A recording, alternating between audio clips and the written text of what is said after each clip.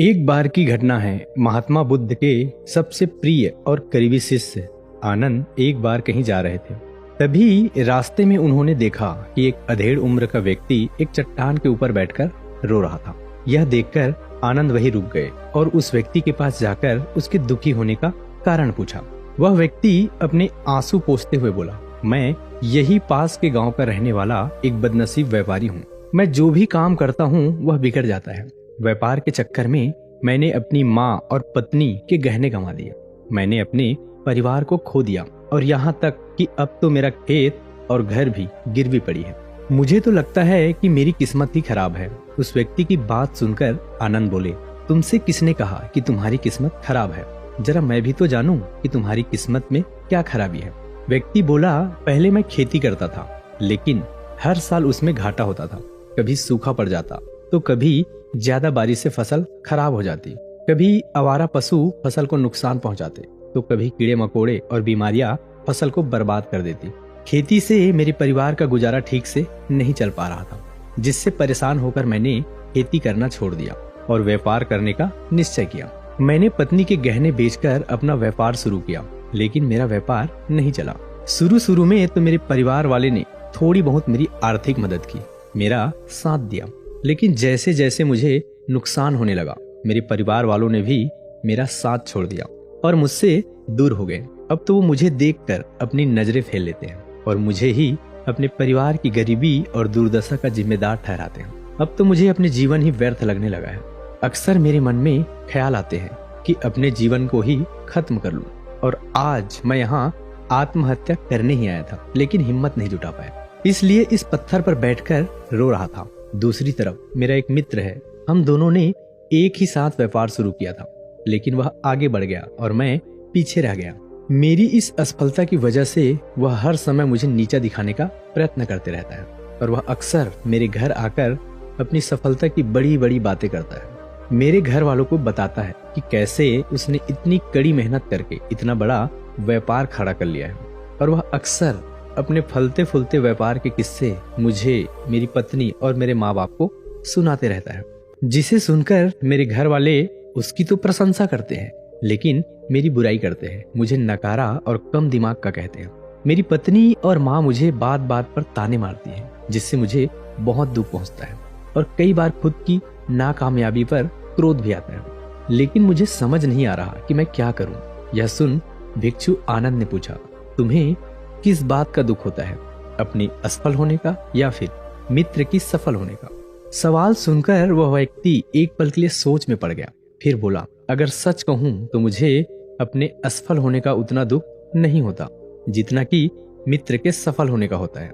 भिक्षु आनंद ने अगला प्रश्न किया, अगर तुम्हारा मित्र व्यापार में असफल हो जाता और तुम सफल हो जाते तो क्या तुम खुश होते? व्यक्ति ने कहा, मुझे बहुत खुशी होती। आनंद बोले, इसका मतलब कि तुम्हारी खुशी तुम्हारे मित्र पर निर्भर करती है। अगर वह चाहे तो तुम्हें खुश कर सकता है, अगर वह चाहे तो तुम्हें दुखी भी कर सकता है। तुम स्वयं से ना तो खुश हो सकते हो और ना ही दुखी हो सकते हो।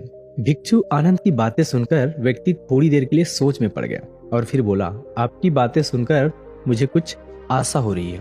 तभी भिक्षु आनंद ने कहा, जब हम किसी से आशा बांध लेते हैं तो उस पर निर्भर हो जाते हैं, फिर हमारी खुशी और दुख भी इस पर निर्भर करने लगता है। इसलिए सबसे बेहतर है कि तुम स्वयं से आशा में बंध जाओ। जब तुम ऐसा करोगे और साथ ही पूरी मेहनत और ईमानदारी के साथ काम करोगे तो तुम्हें सफलता अवश्य प्राप्त होगी। तुम्हें लगता है कि यह तुम्हारा मित्र तुम्हें नीचा दिखाने आता है, दुखी करने आता है, पर अगर ईमानदारी से विचार करो तो वह बातें तो सच्ची कहता है। वह अपने संघर्ष और अनुभव की बातें बताता है। तुम उन बातों से बहुत कुछ सीख सकते हो। तुम्हें तो इसके लिए उसका धन्यवाद करना चाहिए कि तुम्हें घर बैठे इतने सारे अनुभव मिल रहे हैं। अनुभवों का लाभ उठाओ, नई शुरुआत करो, ईमानदारी से काम करते जाओ, हार मत मानो। एक दिन तुम्हें सफलता जरूर मिलेगी। आज तुम जिसे अपना बुरा वक्त या बुरी किस्मत कह रहे हो, एक दिन यह बदल जाएगी और इसी के साथ तुम्हारी सोच और विचार भी बदल जाएंगे। और देखना, जब तुम्हारा अच्छा समय शुरू हो जाएगा तब तुम्हारा मित्र भी तुम्हें अपनी सफलताओं की कहानी नहीं सुनाएगा, तब वह तुम्हें अपनी असफलताओं और अपनी परेशानियों की बातें सुनाएगा, ताकि तुम उसकी बातें सुनकर भ्रमित हो जाओ। तुम्हारा आत्मविश्वास डगमगा जाए और तुम गलत निर्णय ले सको। लेकिन उस समय भी तुम्हें अपनी बुद्धि का प्रयोग करना होगा, स्वयं पर विश्वास रखना होगा। जिस प्रकार तुम्हारा मित्र आज तुम्हें दुखी करने आता है, वैसे ही उस समय भी तुम्हें दुखी करने आएगा, क्योंकि जिस तरह उसे दुखी देखकर तुम्हें मजा आता है, ठीक उसी तरह उसे भी तुम ही दुखी देखने में उतना ही मजा आता है। व्यक्ति ने कहा, आपने सही कहा मुनिवर, लेकिन मेरा सबसे बड़ा दुख यह है कि मेरे परिवार के लोग इसमें शामिल है। वास्तव में तो मैं अपने परिवार के लिए अच्छा करना चाहता था, उन्हें खुश रखना चाहता था, लेकिन वो मेरी बातों और भावनाओं को नहीं समझ रहे, मुझे ही गलत कहते हैं और पिछले कुछ समय से तो मेरे साथ भी नहीं है। भिक्षु आनंद ने उस व्यक्ति को समझाते हुए कहा, हम हमेशा चाहते हैं कि हम जो कुछ भी करें लोग उसके लिए हमारी प्रशंसा करें, लेकिन आमतौर पर ऐसा नहीं होता। लोग हमारे प्रयासों की तारीफ नहीं करते, जिससे हम दुखी हो जाते हैं। हमें लगने लगता है कि हमारे मित्र, रिश्तेदार, घर वाले सब स्वार्थी हैं।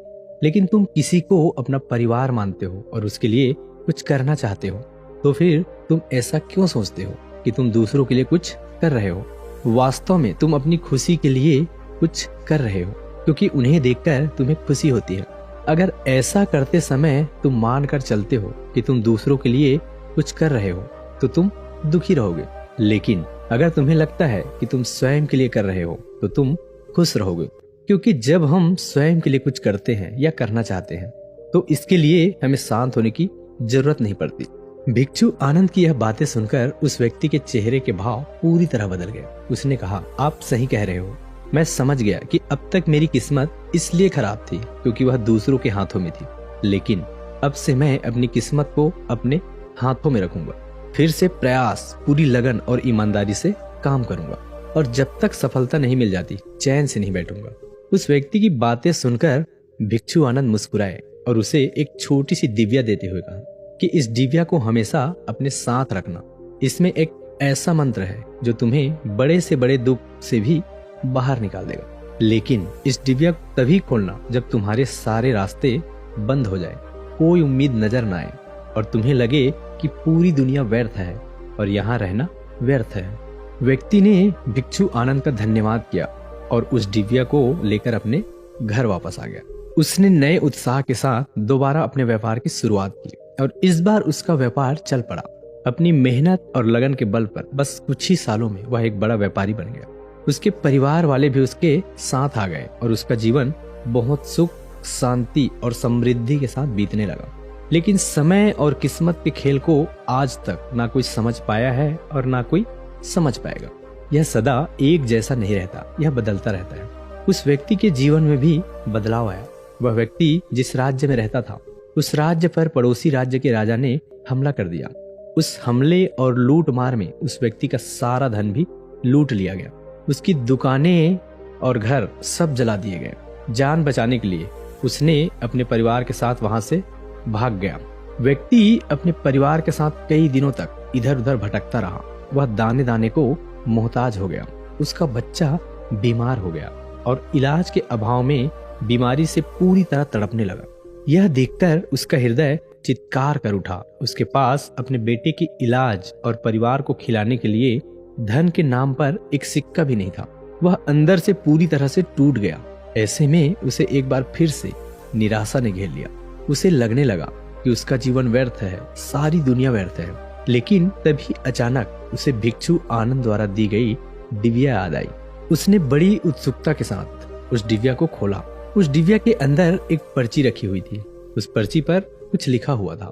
उस पर्ची को पढ़कर उसकी आंखों के सामने छाया हुआ निराशा हट गया और वह एकदम से मुस्कुरा उठा।